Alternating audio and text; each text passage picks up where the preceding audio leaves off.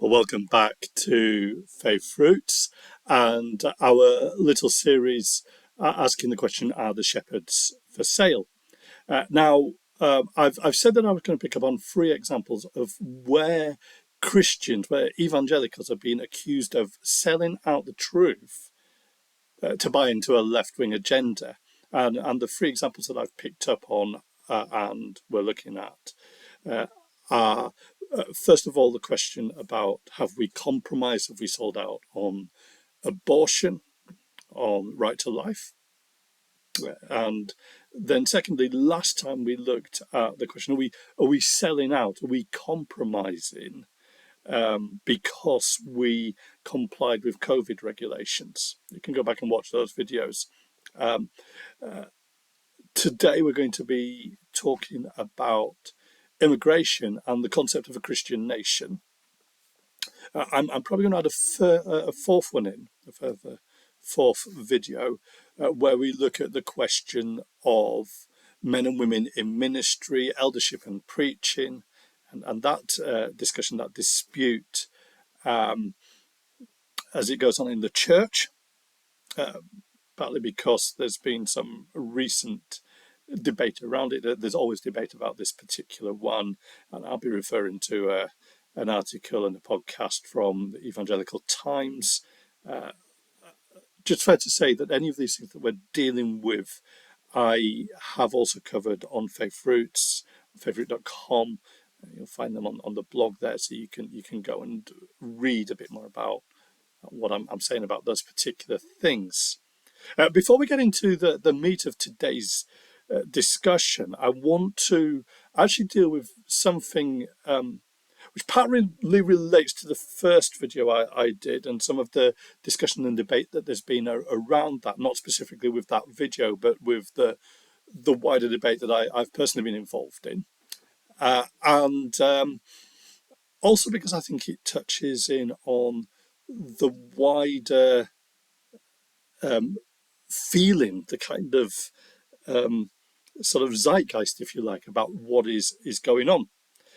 Because there's this little phrase that gets used a lot these days, and the phrase is cancel culture. So I want to talk about that. In fact, I think we will make today's video all about this particular one, and then we'll move on to the third and fourth examples that I've got in later videos.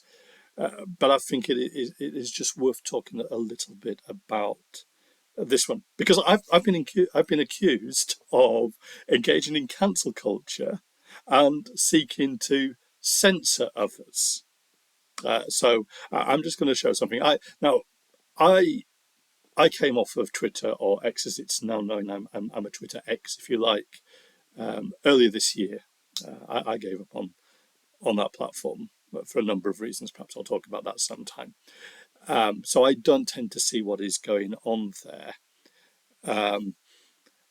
But this caught my eye because it specifically mentions me and some of the conversations that I've been involved in, some of the debates I've been involved in. So I just want to show you what was said, and then we will chat through that specific example. And I want to make some more general points. So there you go. Hopefully you can read that. It might be a bit small for you, but in case you can't, the comments that have been made. And this relates to when I engaged with the We Flee, David Robertson. You can actually see again on faithroot.com some of the stuff that I raised with David Robertson in more detail and some of the response that I got.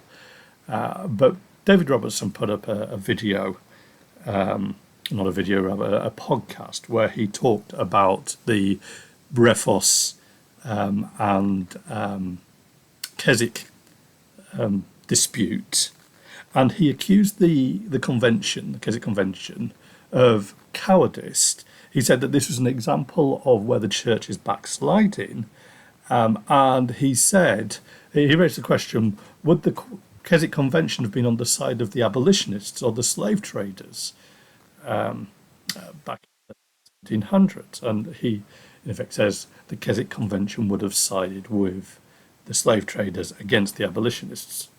And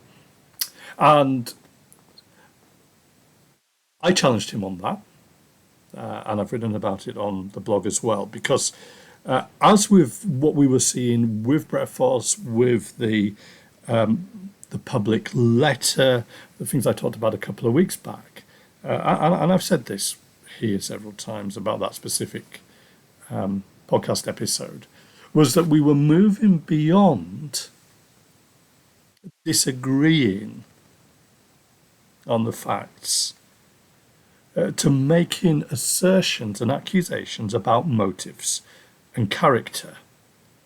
And so, for those reasons, and for those reasons alone, I asked David to take down that podcast.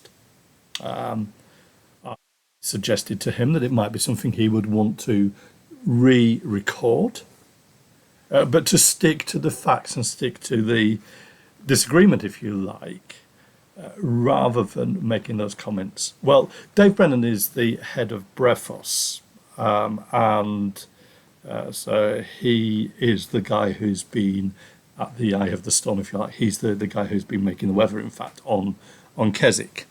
And this is a screenshot of what he had to say on X, on Twitter. So he said, he quotes a little bit of what I said to Dave Robertson. You'll notice he doesn't give the whole thing. He quotes that little bit where I say, I would, as a matter of urgency, ask you to remove this podcast. Doesn't include the rest of it where I go on to give my reasons. Doesn't engage in any of the discussion. There simply quotes that. And then he says that's because At the Wee Flea criticised the Keswick Convention. Then he asks, why do some people pretend to be up for meaningful discussion by writing blogs, etc., only to, and then in the second bit he says, to turn and try to censor others. And then a comment about my friend Stephen Watson, Stephen Neal. He says, rather like the Building Jerusalem, posting 4 questions in the comments section of their podcast to those engaging, and then closing comments. And he says he doesn't bode well. One of his friends, I don't know who this person is, they operate under the handle Brave Pew World. Well, that's a fun pun, isn't it? Probably tells us a little bit about where they are. They say the interesting connection is this: both at Keswick Ministries and Dave Williams are engaging in evangelical cancel culture. The former by trying to get at CBR UK off their turf, the latter by getting at the Wee Flea to shut up.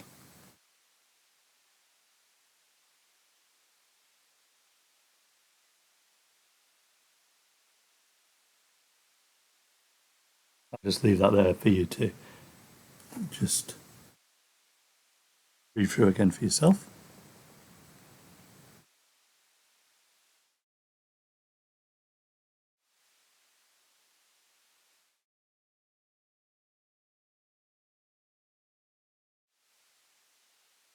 Well, I would have left it there. I think the screen went blank. I apologise for that. But I want to, first of all, just deal with a couple of facts there. In reverse order.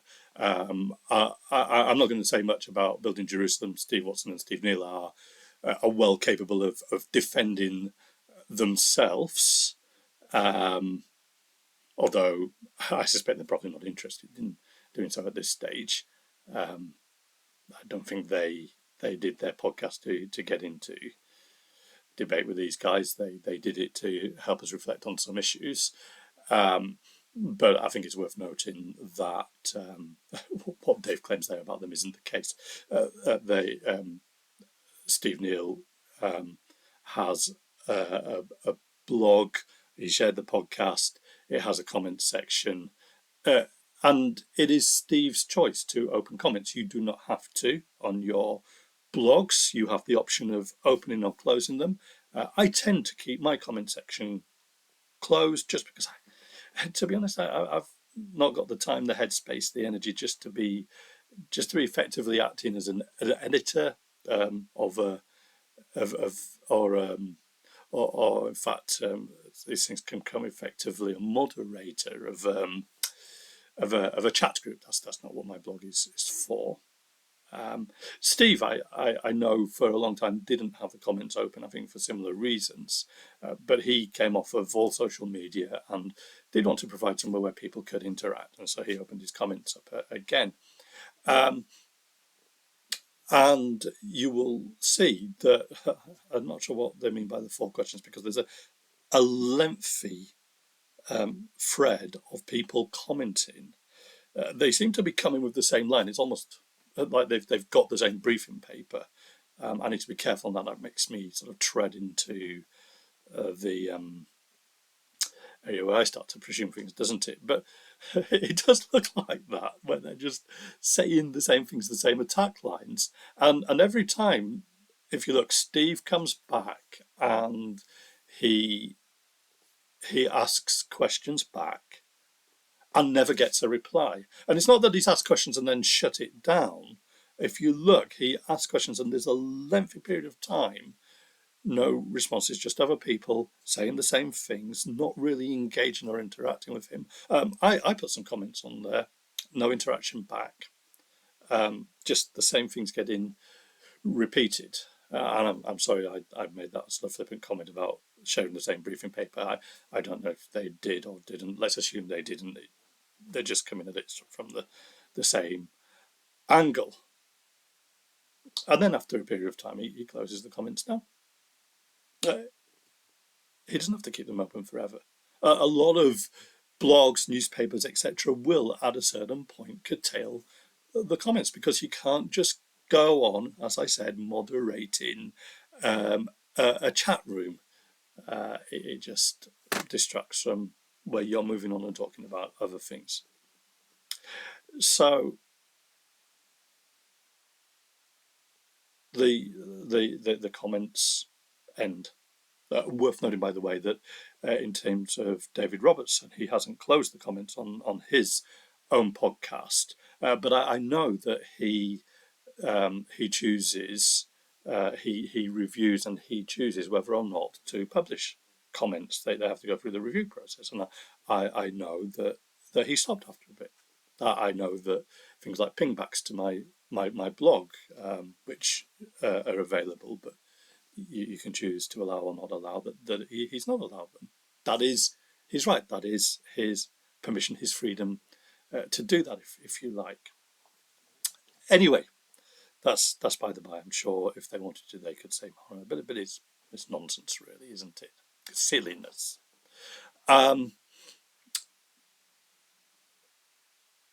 You will notice, like I said, that Dave just takes one bit of what I say and then starts to build an argument about me, which is again jumping to conclusions about motives. That I'm not really interested in debate. I'm not really interested in discussion. I want to censor people. Well, let me just note a couple of things here. First, there's more than one way to sort of close down and close out what people are saying. One way that you can do that is by taking small segments of what they say out of context. And particularly when you frame that with your assertions about their motives, which basically says, here's something Dave Williams said. Here's his motives. So it isn't even worth listening to anything else he has to say. The second thing I want to say is just this. Now, David Robertson is someone who's been around, had quite a big Christian public platform for years. He's written books. He has a reasonable sized ministry. He gets invited um, to speak, or has been invited. I think he said that he's spoken at Keswick in the past. He gets the opportunity to write articles for the big Christian magazines, Evangelicals Now, Premier Christianity, Christian Today, all those ones I think have had him write for them in the past. And he has developed a sizable social media platform. So here's the thing. How am I, this guy with small blog, local ministry, relatively unknown, how am I meant to be censoring and cancelling him? Doesn't make sense, does it? The power dynamics are all wrong. But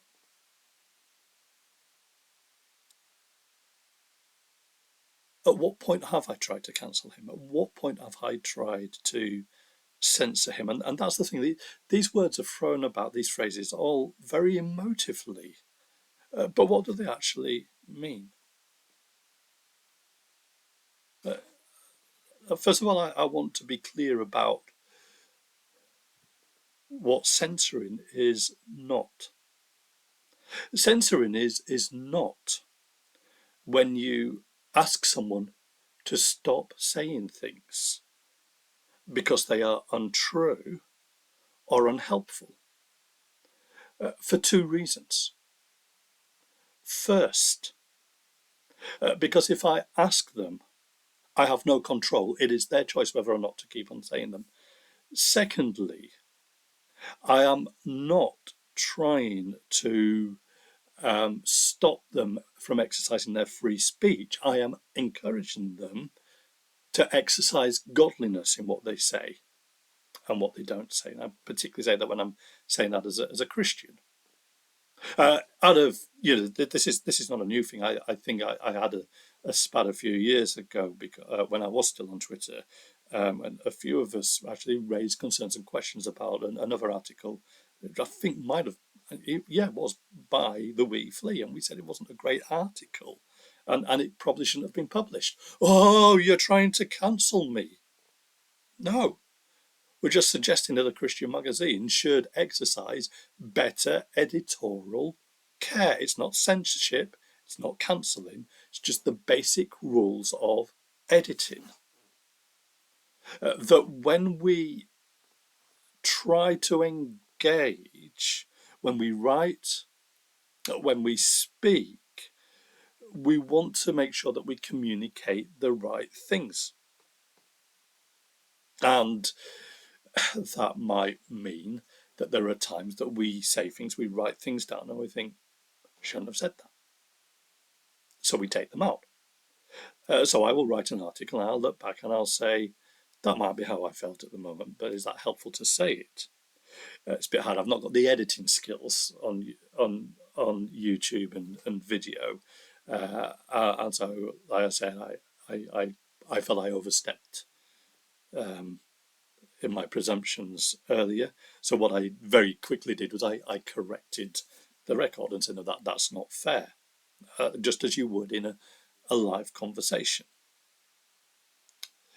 And I guess that would have been acceptable for Dave Robertson as well, to say, yeah, actually, I shouldn't be accusing people of cowardice and backsliding and siding with the slave trade. That might have been my gut heart reaction at the time when I was particularly annoyed about the issue. But on reflection, I'm not in a position to judge people's motives. I could be right about that. I could be wrong.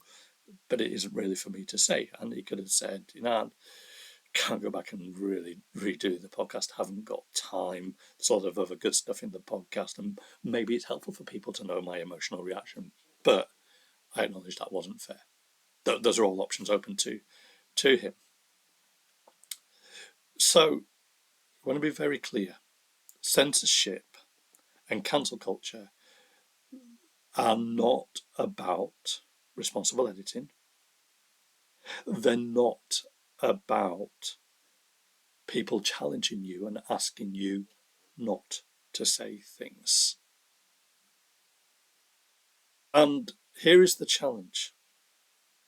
If when someone comes to you and says, please don't say that, it's not true, it's not helpful, it's not godly.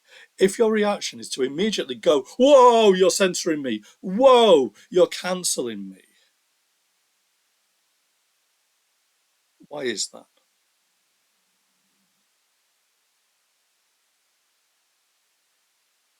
Why are you yourself trying to block off what the other person is saying? Because what we do here is we distract away. By accusing me of censorship and cancel culture, what these guys do is distract from the real question that I'm asking. How should we talk about others? What should we think about others? Where are the boundaries in terms of how Christian brothers and sisters think about each other, talk about each other, act and relate towards each other? And that really has been my big concern throughout all of this, isn't it? We need to do better at those things. Now, I think, I believe it is fair to say that there is this concept called cancel culture. What do we mean by it? Well, what we mean is this: there have been numerous examples of people in public life, because of something they said or did, others trying to basically airbrush them out, denying them platforms in public spaces. The equivalent would be not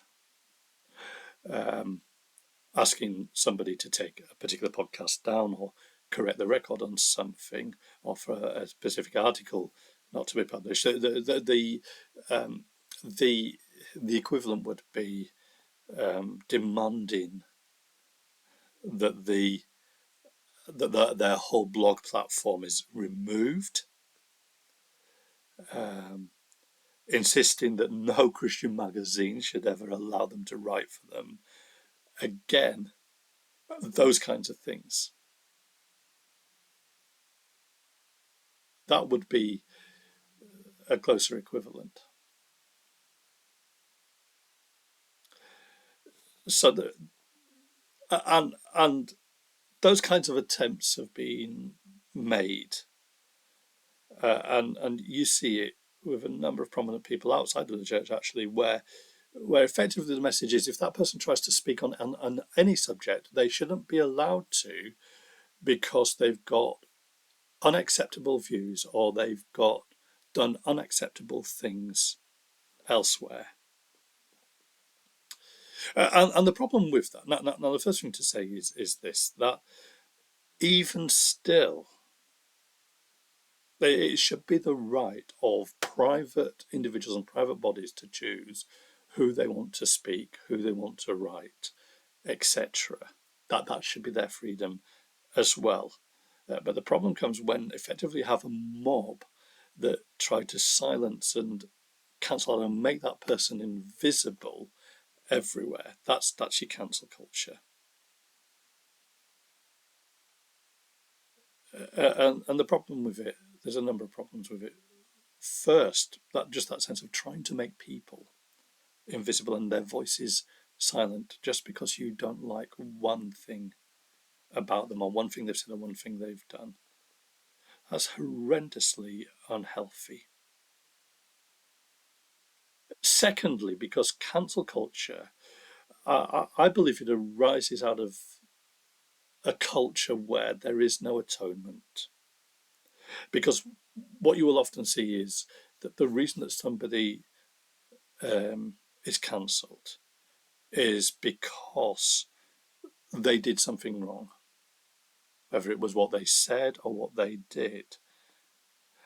and that thing is seen as unforgivable, and so there's no way back, and so they're forever trying to make atonement. They are forever um, just cloaked in shame and disgrace. So cancel culture in that way is cancel culture is something that goes against gospel values, and we need to be very careful that we don't get into that as Christians. But we also need to be very careful that we don't accuse people of cancel culture when, in fact, there has been none. And we need to be very careful that we don't use these slogans to effectively stop the debate, to distract people from hearing what people actually are saying.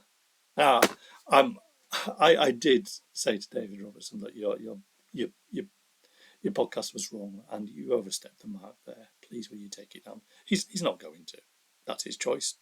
It's his right. I think it's very sad that he's gone with that decision, but that is his decision.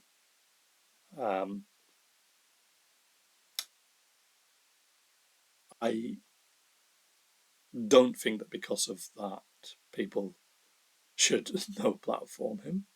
I hope they will still read his blog. I hope they will still listen to his podcast. Um, the stuff I agree with there, the stuff I disagree with, I don't think it's as good as it used to be. That's my honest opinions about it. But David is someone who writes robustly, thinks sharply. He's a brother in Christ, and I would hope that Christians can disagree on one thing whilst having the freedom on other things. I'm not going to bother asking Dave Brennan to take down his silly little tweets. It's ridiculous, isn't it? It's just going off and mouthing off about somebody instead of coming and talking to them, or actually at least putting your comments in a place where that person can see them and respond to them, or where they make sense, where other people can see the context. It's not great, but I doubt he's going to do anything about it. That's his choice. It's his Twitter account. But what I'd encourage us is to learn some lessons from those things. Thank you for listening today. And please feel free to come back with comments if you think this is terrible, outrageous, if you think I should take it down. You can give reasons why if you think I've overstepped the mark. Please feel free to tell me that. And I will pay attention to that. If you disagree strongly and want to say why, please do. And if you agree, also feel free to say that as well. Please don't cancel me. Please don't censor me. Please don't assume that I'm trying to cancel you. Thank you.